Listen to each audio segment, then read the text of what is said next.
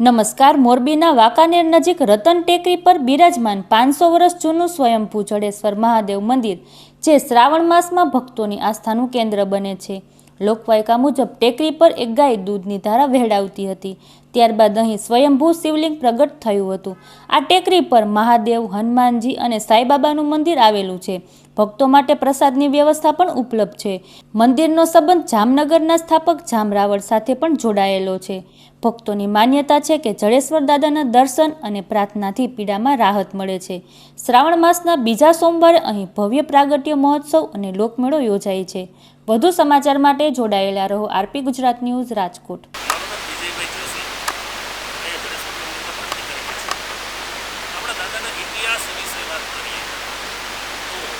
દાદાનો ઇતિહાસ એ પ્રમાણેનો છે. ત્યાંથી 5 કિલોમીટર દૂર અરણીટીંબા ગામ છે. અરણીટીંબા ગામથી પૂરો ભરવાડ જે છે એ અહીંયા ગાયું ચરાવવા માટે થઈને ગૌધન લઈને અહીંયા ચારવા માટે આવતું. એના ભેગા એક પરસોત્તમ સોનીની ગાય ચરવા માટે આવતી. એ પરસોત્તમ સોનીની ગાય મધ્યાંતકાળ એટલે કે બપોરે 12ના સમયે જાડી ઝાખરાની અંદર ટેકરા ઉપર જઈ અને આપમેળે દૂધ વરસાવતી. એ દૂધ વરસાવતી હતી એના કારણે જ્યારે ગાયું ચરી અને સામે ઘરે જતી સાંજે ત્યારે પરસોત્તમ સોની અને ભગા ભરવાડ બંને વચ્ચે તકરાર ઊભી થતી હતી. એ તકરારના કારણે એ વસ્તુ એમ કે મારી ગાયને તું ધોળમાં લઈ જઈ અને દોઈ લે છે, તું ચરાવાના બાને લઈ જઈ અને દોઈ લે છે. પણ ખરેખર એવું નહોતું. ભગો ભરવાડ એમ કહે છે કે નહીં, હું દોતો નથી ગાયને, આપની ગાય છે એ આપમેળે દૂધ વરસાવે છે. રતન ટેકરી ઉપર જાડી ઝાકરામાં જઈ અને આપમેળે દૂધ વરસાવે છે. બીજે દિવસે પરસોત્તમ સોની એના ભેગો આવે છે અને એની ખરાઈ કરે છે. તો બરોબર મધ્યાંતકાળ એટલે કે બપોરે 12ના સમય એ જાડી ઝાકરાની અંદર જઈ અને એ આપમેળે દૂધ વરસાવે છે. ત્યાં દૂધ વરસાવતી ગાયને જોઈ અને ફરતી બાજુથી જાડી ઝાકરા આગા કરે છે તો એને મહાદેવજી મળી આવે છે. એટલે મહાદેવજી મળી આવે છે, મળ્યા છે, એના ઉપરથી નામ જડેશ્વર આપવામાં આવ્યું છે. આ સ્વયંભૂ શિવલિંગ છે અને સ્વયંભૂ જડેશ્વર દાદા પ્રગટ થયેલા છે. ત્યારે એમ કહેવાય છે કે જ્યારે સ્વયંભૂ છે ત્યારે એની ઉપર કોઈ કમર પૂજા થાય તો બીજા જન્મમાં એ રાજા તરીકે જન્મ. આ વાત ભગા ભરવાડના મગજમાં બેસે છે અને ભગા ભરવાડ અહીંયા કમળ પૂજા થાય છે. એનો બીજો જન્મ ભુજ અને કેરા રાજધાની એના સ્ટેટ ત્યાં જામરાવણ તરીકે એ જન્મે છે.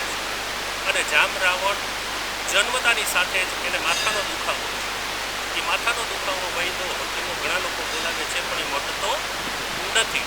પણ સમયાંતરે જાતા એ પુખ્ત વયના થતા મતલબ રાજવીના ભાગ પડે એ અરસામાં જગત જનનીમાં જગદંબા આશાપુરા એના સપને આવીને કહે છે કે તું હાલાર પંથકમાં જઈ અને બસ તો હું તને હાલાર રાજ અપાવડાવીશ.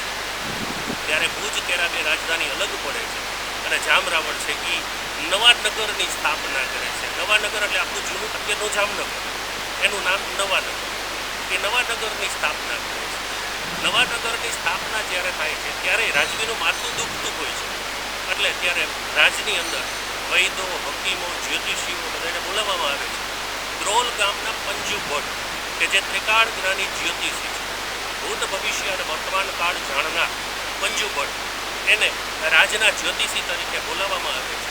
અને રાજના જ્યોતિષી તરીકે એ કહે છે કે સાહેબ, આપનું માથું દુખવાનું કારણ એ છે કે ગયા જન્મમાં આપ ભગા ભરવાડ તરીકે હતા અને અહીંથી 100 કિલોમીટર દૂર 30 ગાંવ દૂર એક રતન ટેકરી છે અને રતન ટેકરી ઉપર આપણે જે કમર પૂજા કરી છે એ માથાના તુંબલીની અંદર અરણીનો છોડ ઉગેલો છે.